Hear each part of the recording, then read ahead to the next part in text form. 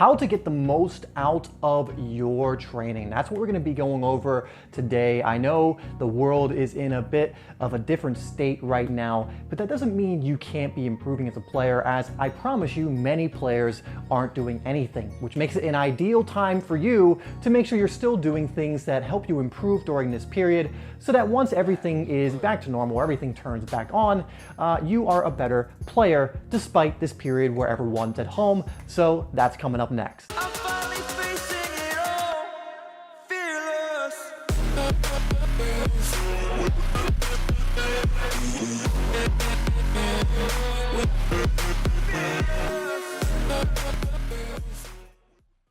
Hi everyone, my name is Dave and this is Simplysoccer. If you're new to the channel, where we're helping you improve your game and stand out on the pitch, and we're releasing videos and producing other content to help you do that. So if you haven't already, make sure you hit that subscribe button and bell icon so you don't miss any of the content that we release. Also, download my ebook Game Changer for free down below. Again, absolutely free. Just scroll down a little bit in the description and it will be down there. Click the link, you just put in your email and you get the ebook sent straight to your email for download. Now anyway guys, I want to go over how to get the most out of your training, because it's not just about training, it's not just about making sure you're training in some capacity. There are more efficient and more effective ways to train.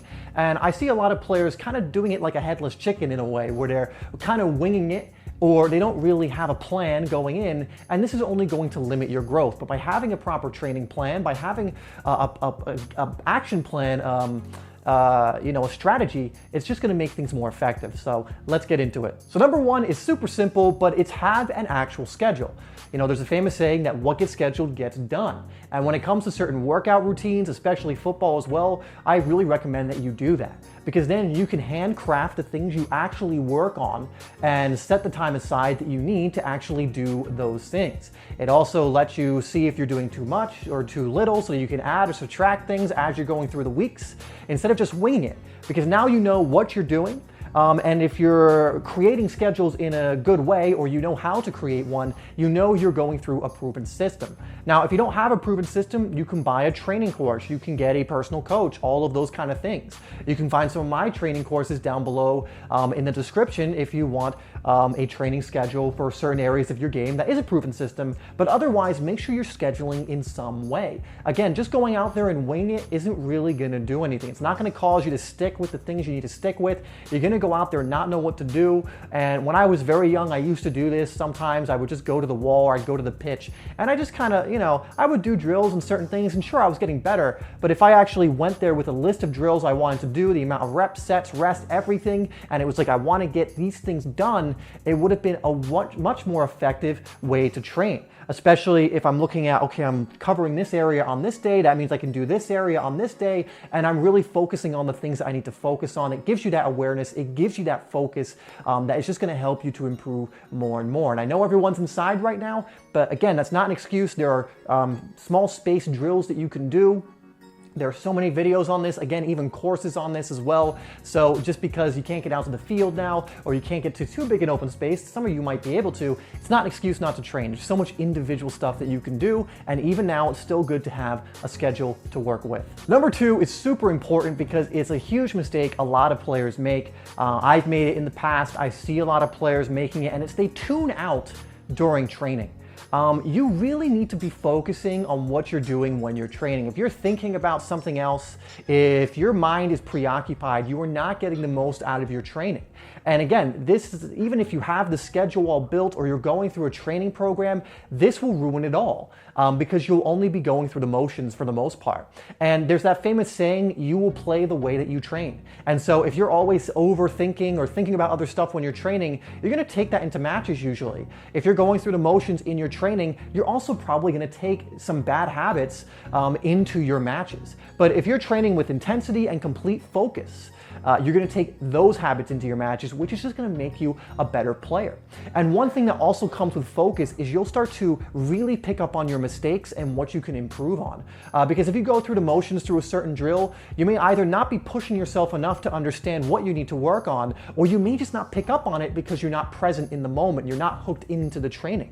But what I've noticed, especially when I'm really focused on my training, is I start picking up on little nuances that I can improve on. I start picking up on, okay, I do this this weird thing when I'm doing this. Let's see if I can correct that. Or, you know what, I could do a little better here, where if I'm going through the motions, I might not notice those things. So make sure you are really hooked in, focused on what you're doing, put some music on, whatever you gotta do to really be focused on what you're doing, because going through the motions, you know, at a certain point, you're just gonna get diminishing returns, or it's not even worth it. So make sure you're hooked in. Number 3 is very similar. And if you do number 2, this one sometimes will take care of itself, but it's hook into flow.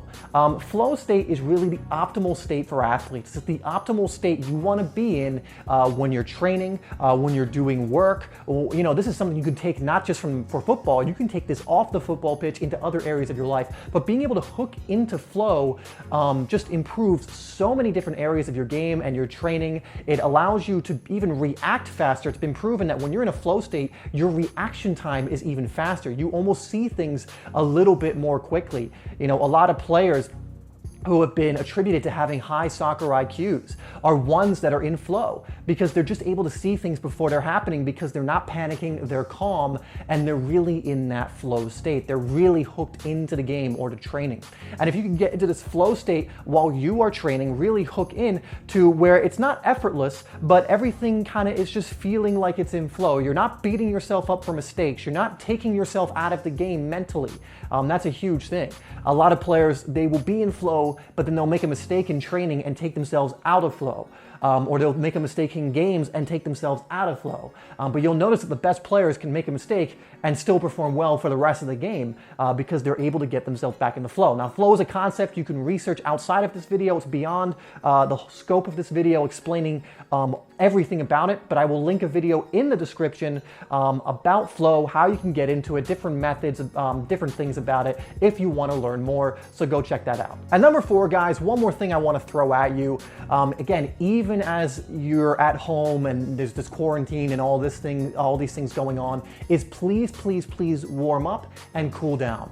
You know, the amount of injuries that could be prevented by simply getting in the habit of warming up before you train in the proper way, and then also cooling down with some more static stretches at the end, or more things that are just gonna help your body not be so tight and so just rigid afterwards, are just super beneficial. Again, it's not the glamorous stuff, it's not the stuff you necessarily want to do, but it's going to help you so much, especially the warming up. You know, I would recommend doing dynamic stretches. You can just look up what that is when you're warming up. You want to avoid, for the most part, based on what I've experienced and researched, you want to avoid static stretches, which are kind of holds in the beginning. But you can do those at the end, which is actually a really good time to do them because your body's now warm. You're gonna be able to stretch a little further, get deeper into those muscle fibers, a bunch of different stuff. You can also foam roll as well at the end and do other recovery practices. But get in the habit of just at the beginning, do a 10 to 20 minute warm up.